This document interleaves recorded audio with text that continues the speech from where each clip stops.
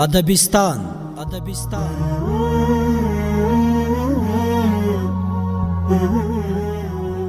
اونیزه ادبي خپرونه د ادب، هنر او فرهنګ له دیاره.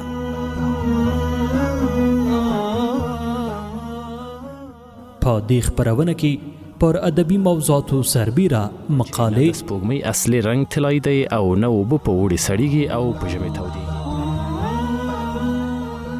لنډې کیسې په دربار کې له پخوا لا ډیر سیاست پوهان وو، نو نوموړی د آسونو د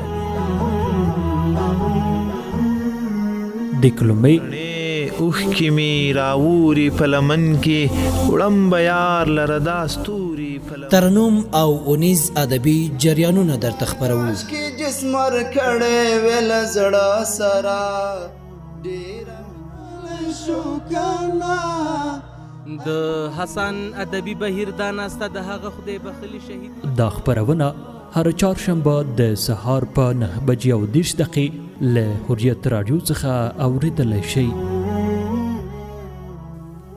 ادبستان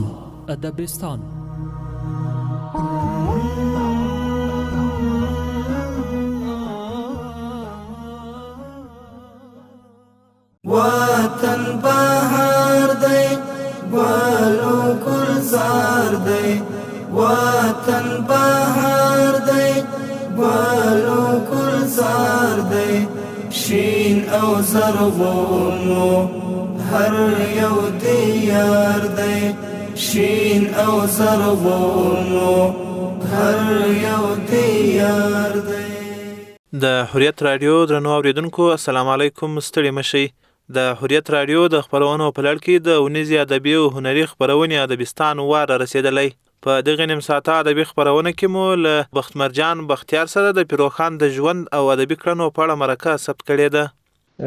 پیر روخاني غورځنګ هغه موارد دي چې پښتو ادب پاڼه د دوی د اهمیت او ارزښت شاهدي ورکوي. پیر روخان د خپرونې په دویمه برخه کې مو د شعر جوهر په نوم مقاله درته لوستې. که زه وایم چې ساعت می ولاړ دی نه پوهیږم څو بجې دي، دا معلوماتي جمله ښکاري. د معلوماتي جملې معنا مشخصه وي او په همدې وجه یې رښتیا او دروغ معلومېدلی شي. او د کیسو په برخه کې کیسهګۍ را سره واورئ. مستری د تلویزیون په نصبولو اخته و، کار چې خلاص شو ګلمیر ماشومانو ته مخ کړ، جدي وویل. او په پای کې مو غزل درته دکلمه کړی.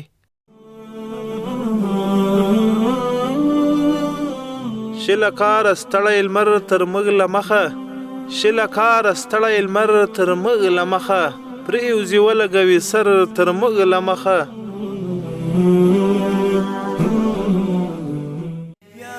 د ګلونو د ګلابونو هر خواته راج دی د ښایستونو، هر خواته راج دی د ښایستونو. د ادبستان په نن خپرونه کې له بختمرجان بختیار سره د پیروخان د ژوند او ادبي هڅو په اړه غږېدلي یو. ورځو او دا مرکه په ګډه اورو. بختیار صاحب ستړي مشئ، په خیر راغلاست.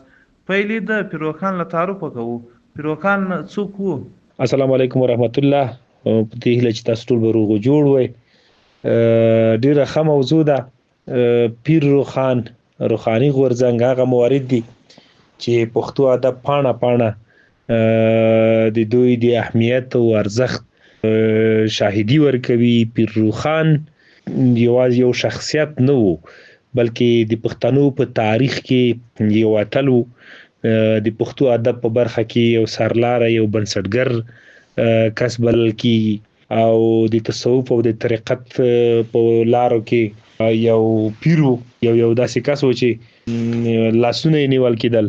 نو پیر روخان په هر لحاظ زموږ لپاره مهم دی، یعنی د تاریخ په لحاظ هم مهم دی، ځکه چې هغه د مغولو خلاف د جګړې سرلاری و او د دینی او روحاني او صوفیانه لارو په لحاظ هم ډیر مهم دی، ځکه چې هغه په دینی مواردو کې، په تصوف کې، په طریقت کې یو مهم کس تیر شوی د پښتنو داسې یو مهم کس چې هغه لیکلي آثار لري او په ادبي لحاظ خو اهمیت او ارزښت لا ډیر دی. نو دغه چلند بایزید خان مجبوروي چې د ځوانۍ پر مهال په زده کړو پسې بلې خواته لاړ شي، هغه هم پلار اجازه نه ورکوي. خو لنډه خبره دا چې د علم دغه تنده په پیرو خان کې بیخي ډیره شدیده ده. دا تنده بالاخره پیر بایزید خان د تصوف او د طریقت لارې ته راټیل وهي. د دې سړي نه بیا بایزید خان ورو ورو پیر خان جوړیږي، ډیر پلویان پیدا کوي، پیروان پیدا کوي او د پښتو ادب د نثر د برخې د یو بنسټګر او د تاریخ د یو نومیالی شخصیت ترې راپورته کوي. د پیر خان مور بیبي امینه او پلار عبدالله نومېدو. دا چې د دوی میندې وي، یعنی دغه د مور اصلا د پلار ته د ورور نه ورپاتې شوی وه. په جلندر کې د دغه د مور د خوا نیکه چې کوم وو دا هلته اوسېدو. بیا د پلار قاضي و عبدالله، دا د هغه سره اړیکې لري. بیا هغه یوه لور د زوی په نامه کوي، د پیرو خان د تره په نوم. هغه بیا لنډه خبره دا چې مړ کېږي. نو د هغه سړي دا شرط و چې دا لور به د وزیرستان کڼې ګورم ته نه ورولي، بلکې دغه قاضي عبدالله باید خپل زوی هلته راولېږي. یو زوی چې مړ شو بیا د بل زوی هم هلته ورولېږلو، د عبدالله. البته د پیرو خان د نیکه خبره مې کوله.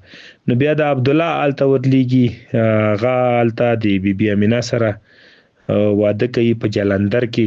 نو عبدالله د بیبي امینه نه مخکې یوه بله میرمن هم لري چې هغه د پیرو خان میره راځي. نو پیرو خان 1525 کال کې پیدا کېږي په جلندر کې.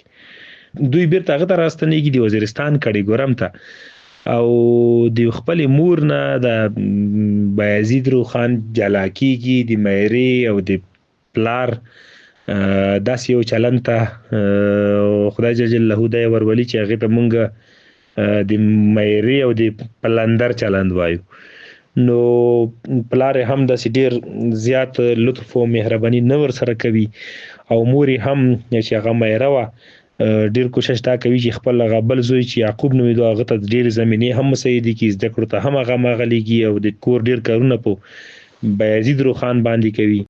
بختیار صاحب، د پیرو خان د ظهور پر مهال د پښتو ادبیاتو عمومي صحنه یا عمومي اوضاع څنګه وه؟ ستاسو د دویم پوښتنې په ځواب کې زه دومره ووایم چې پښتو ادب د پیرو خان تر پیدا کېدو یا تر زیږېدو مخکې په داسې وضعیت کې و چې موږ د هغې په هکله دومره ویلی شو چې په هغه وخت کې شفاهي ادبیات په پښتو کې وو او ډېر ښه هم وو.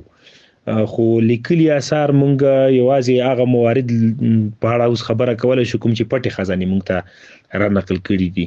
یعنې په هغه وخت کې په پښتو ادبیاتو کې پښتو ادب کې شعر و چې ویاړنې وي، قصیدې وي، په پخوا کې تېرې شوي، دغه موضوعات پخوا تېر شوي، او حتی ویل کېږي چې دیوانونه هم لیکل شوي دي. خو دا چې په پښتني خاوره بېلابېلو جګړو او بېلابېلو زورواکو په اصطلاح داړلې ده، نو زمونږ ډیر د پښتو ادب بهترین دیوانونه هم ویل کېږي چې هغه هم په دې طوفان کې له منځه تللي دي. مونږ یوه یادونه د شیخ متی بابا کولی شو چې د هغه مونږ ته یوازې یو څو نمونې را پاتې دي، خو ویل کېږي چې د هغه په قبر د هغه د اشعارو ډیر لوی او ډیر غني دیوان و چې بیا هم د مغولو په وسیله هغه دیوان هم له منځه وړل کېږي. څوک وایي چې سوځول شوی دی، څوک وایي چې هغوی له ځانه سره وړی. نو د پیرو خان نه مخکې پښتو ادب په شفاهي شکل او که په لیکلې خبره مونږ کوو هغه هماغه موارد دي کوم چې مونږ ته پټه خزانه را انتقالوي، په هغه وضعیت کې وو. نور کله چې پیرو خان راځي، پیرو خان پښتو ته یو بله بڼه ورکوي، ځکه پیرو خان د پښتو، پارسي او پنجابي ژبو په خاصو لهجو لیکل شروع کوي، البته د عربي ترڅنګ. نو په هغه خاصو لهجو کې د پښتو ژبې لیکل هم دغه پیل دی کوي. نو پښتو کې لکه خبره د نظم نه نیمه نثر ته پیرو خان راولي، ځکه مساجا نثر ایجادوي داسې یو نثر چې هغه په آخر کې یو ځانګړی آهنګ تعقیبوي. په دې نثر د خپل خبرې خپل پیغامونه خلکو ته رسوي. خیر البیان مونږ ته د دې نثر یو بهترینه نمونه ده. د پیر روښان یو ډیر غني اثر دی. نو پښتو ادب د پیر روښان نه مخکې په یو شکل و چې پیر روښان راځي، دا ادب د شفاهي بڼې نه ورو ورو خبره تحریري بڼې ته راولي او د نظم نه ورو ورو پښتو ادب د نثر ځولۍ ته ځان برابروي. ما مخکې یادونه وکړه چې پیر روښان پښتو ادب له شفاهي څخه تحریري شکل ته په بنسټیز شکل انتقال کو. یعنی هغه کوم ابتدایي مهم کارونه چې وو په دې برخه کې چې باید شي وای مونږ دا کریډټ بل چاته نشو ورکولای، دا روښاني غورځنګ ته ورځي. پیر روښان په خپل پښتو ادب کې یو لوی اثر خبره چې مونږ کوو هغه به د خیر البیان وي، ځکه خیر البیان هغه که څه هم په 4 ژبو لیکلی خو پښتو پکې ځانګړی حیثیت لري. ځکه یوه خبره خو دا ده چې هغلته د پښتو هغه لومړنی ځل دی چې هغلته پښتو په نثر لیکل کیږي د روایتونو په اساس. او بیا مهمه دا چې هغلته لومړنی ځل دی چې پښتو کې مسجع نثر خبره مونږ کولای شو. یعنی مسجع نثر هغه اول سٹارټ د هغه ځای نه اخیستل شوی دی د خیر البیان نه. بختیار صاحب، تاسو د تیرې پوښتنې په ځواب کې د پیر روښان ځینې کارونه یاد کړل چې خیر البیان یې لیکلی دی، مسجع نثر یې رامنځته کړو. که په مشخص ډول د پیر روښان کړنو ته راځو یا که ووایو پښتو ادب ته د پیر روښان ورکړي څه، یا که ووایو پیر روښان پښتو ادب ته څه ورکړي دي، نو د کومو کارونو یا کوم اثارو یادونه یې کولی شو؟ او مهمه خبره دا ده چې پیر روښان پښتو د لیکلو یوه مهمه ژبه وګرځوله، ځکه په پښتو ژبه یې داسې موضوعات او موارد مطرح کړل چې هغوی بحثونه راپارول او د هغوی راپارېدلي بحثونه بالاخره په پښتو ځواب شول. یعنی په پښتو سوالونه وشول، په پښتو ځوابونه وړاندې شول. پیر روښان پښتو وکاروله، مخالفین یې مجبور کړل چې په پښتو خبرې وکړي، پښتو ولیکي. البته نو پښتو د لیکلو یوه داسې ژبه د پیر روښان او د روښاني غورځنګ له برکته وګرځېده چې په هغې کې موارد سره مطرح شول، سوالونه وشول او ځوابونه پرې وړاندې شول په لیکلې بڼه. نو ځکه موږ ته پښتو ادب کې د پیر روښان هڅې او د روښاني غورځنګ دغه مهم کارونه ډیر ارزښتمن دي. او د بایزید روښان د اثارو خبره که موږ پسې اوږدوو نو حالنامه ده، صراط توحید دی، پښتو رسم الخط دی، مقصود المؤمنین دی. نو دا اثار خو د پیر روښان پورې مختص اثار دي. د دې ترڅنګ په روښاني غورځنګ کې موږ ډیر لوی لوی شاعران لرلی دي چې لکه د میرزا خان انصاري خبره مونږ کولی شو چې هغوی په داسې شاعري په پښتو کې وکړه چې په اول وارې پښتو ژبه د شعر یا د نظم په چوکاټ کې صوفیانه افکارو ته مساعده کړه. یعنی مونږ په دې دوران کې د پښتو ژبې د ژور تصوف د شاعرانه کېدو دعوا کولی شو چې پښتو کې په لومړي ځل صوفیانه افکار په ډیر عالی سطحه، په ډیر بهترین شکل او په ډیر پراخه پیمانه د روښاني غورځنګ د خوا نه وړاندې شول. بختیار صاحب، تاسو د پښتو رسم الخط خبره وکړه. په پښتو ژبه یا پښتو ادبیاتو کې د ځینو توریو رامنځته کېدا و پیر روښان ته منسوبه ده. تاسو دا خبره څنګه ارزوئ؟ پیر روښان کوم توري رامنځته کړي دي، یا که وایم د کوم تورو ایجاد د پورې تړلی دی؟ د پښتو د لیکدود خبره کېږي نو پښتو د اوسنی چې کوم لیکدود لري د دې په هکله ویل کېږي چې دا د سلطان محمود غزنوي په وخت کې قاضي سیف الله د حسن میوندي په غوښتنه په پښتو کې د کوم خاص توري چې موږ بولو لکه ټې شوه، ډال شو، مثلا ړې شوه، نون دی، خین دی، دغه توري هغه وخت کې ایجاد شوي دي.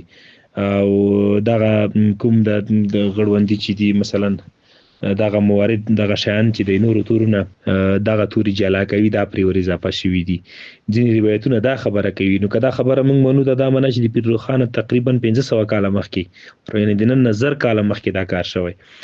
او بیا یوه ډله د پوهان ژبپوهان په دې نظر دي چې هغه د پیر روخان د مکتب لارویان هم دي او د روحاني غورځنګ ته په یو ډول عقیدت هم قایل دي. هغوی وایي چې نه دا کار په اول ځل پیر روخان کړی دی، کین دی، ډال دی، ټی ده، هم د کوم خاص توري دا هم د ایجاد کړي دي. او د نور لیکدود خو د عربي لیکدود دی.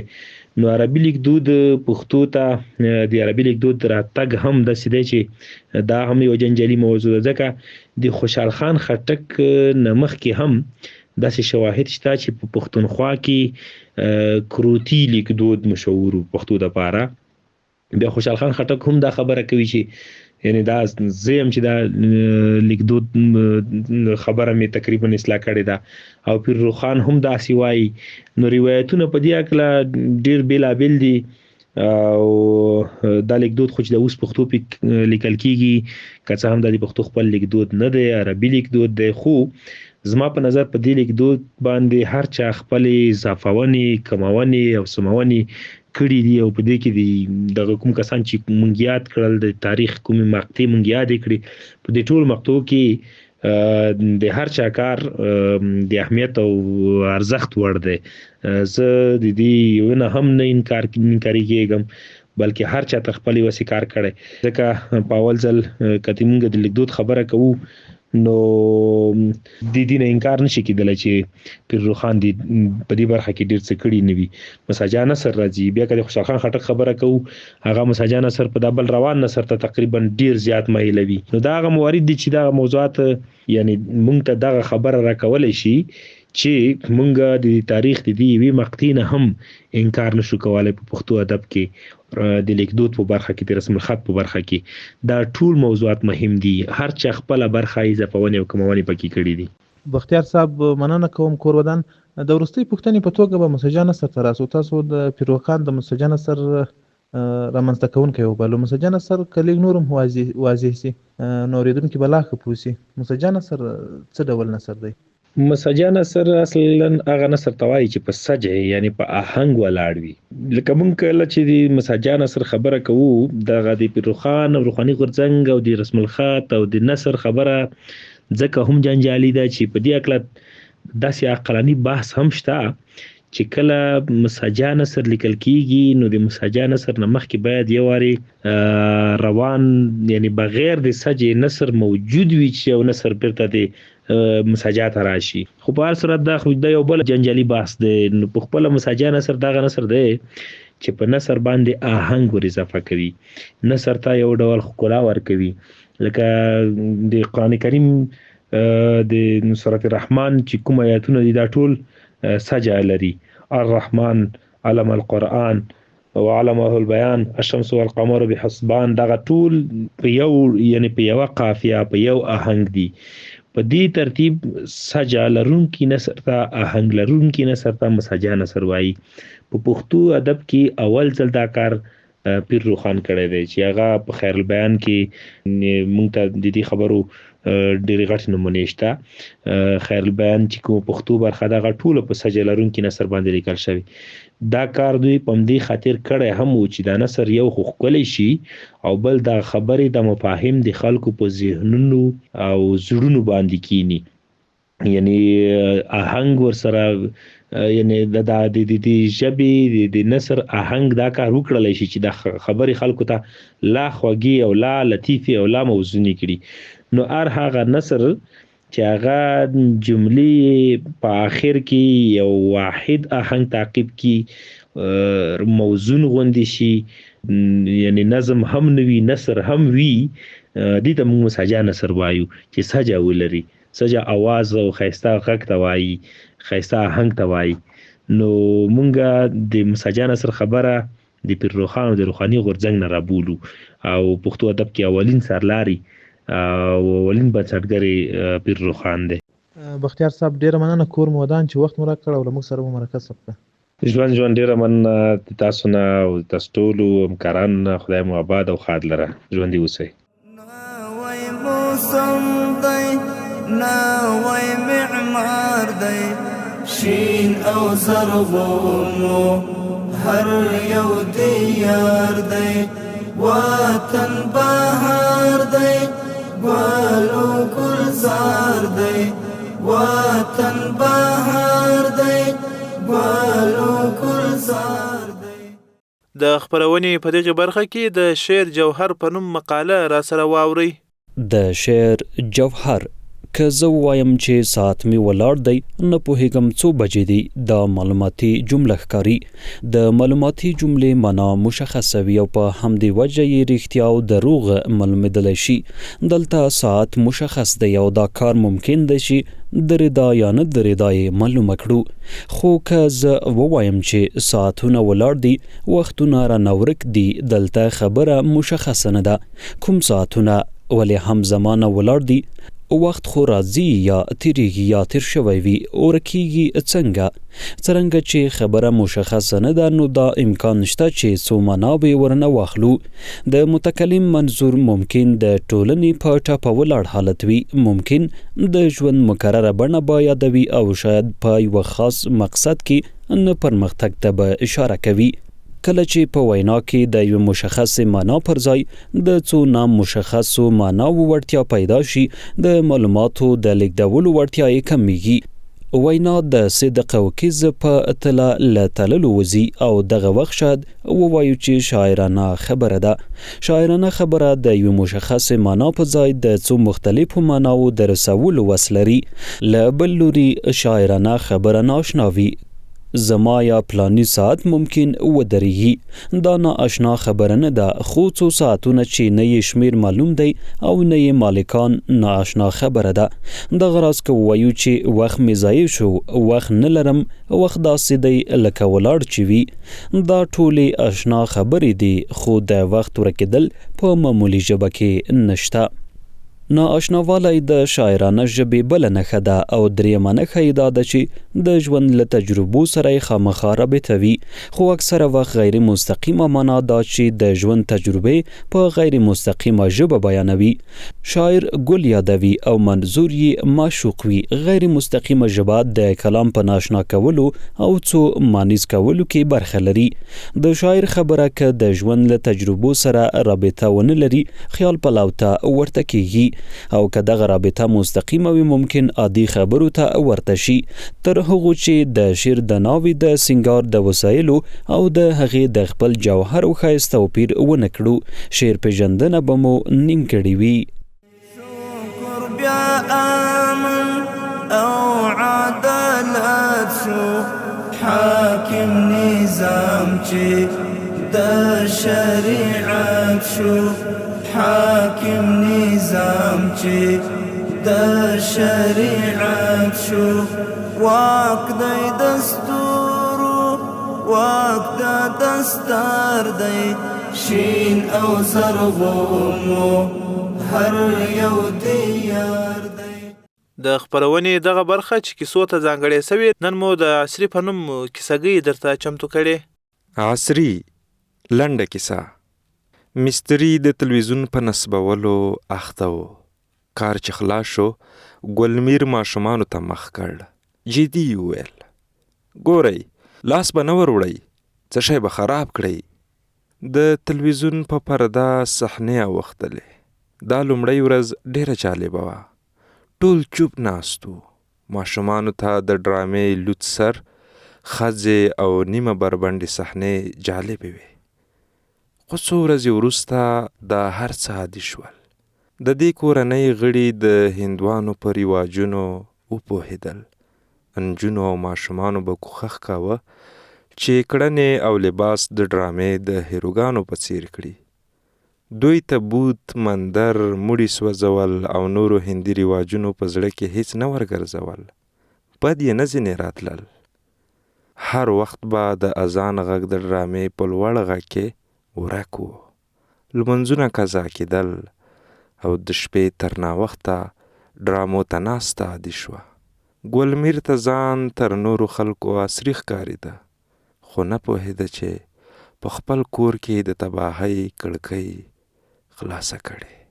بیا د ګلشن مو هغه مالیار دی، شین او زرغونو هر یو دیار دی، وطن بهار دی. او په پای کې هم غزل را سره واورئ.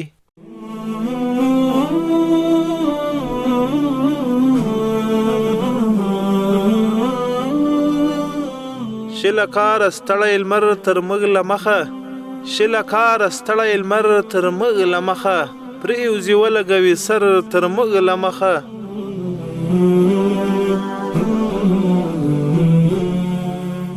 دا یې واورېدل له موږه کني چاوې، دا یې واورېدل له موږه کني چاوې، ته بللی د زړه سر تر موږ له مخه.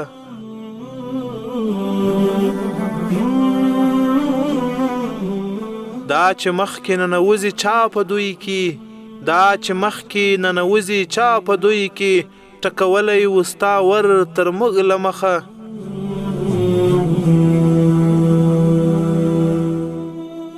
چې په زړه کې جوړوو کله خبره، چې په زړه کې جوړوو کله خبره، نور جهان وي پرې خبر تر موږ له مخه.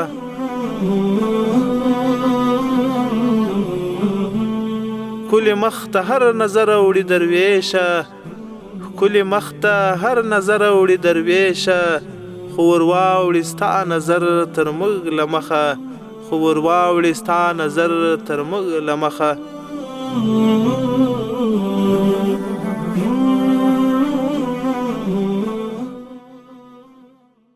ارمان پورا دی دا شهیدانو، اوخ کشوی پاکی دا یتیمانو، اوخ کشوی پاکی دا یتیمانو.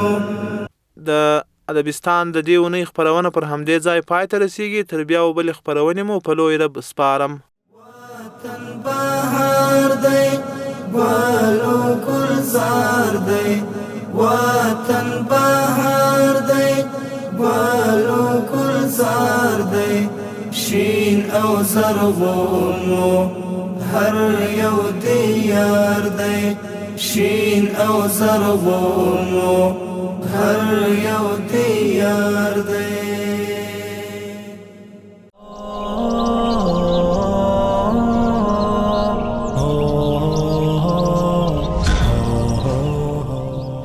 ادبستان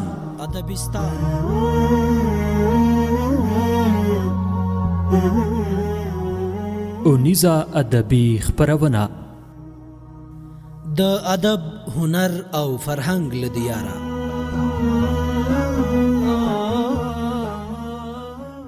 په دې خپرونه کې پر ادبي موضوعاتو سربیره مقالې، سپوږمۍ اصلي رنګ طلایي دی او نه اوبه په اوړي سړیږي او په ژمي تودېږي. لنډې کیسې په دربار کې له پخوا لا ډیر سیاست پوهان وو، نو نوموړی د آسونو د دکلمې اوښ کې می راوري په لمن کې، وړم به یار لره دا ستوري په لمن. ترنم او اونیز ادبي جریانونه درته خپروو. کې جسم ورکړې ویل زړه سره ډېر شو کنه. د حسن ادبي بهیر دا ناسته د هغه خدای بخلي شهید. دا خپرونه هر چهارشنبه د سهار په 9:30 له حریت رادیو څخه اوریدلی شئ. ادبستان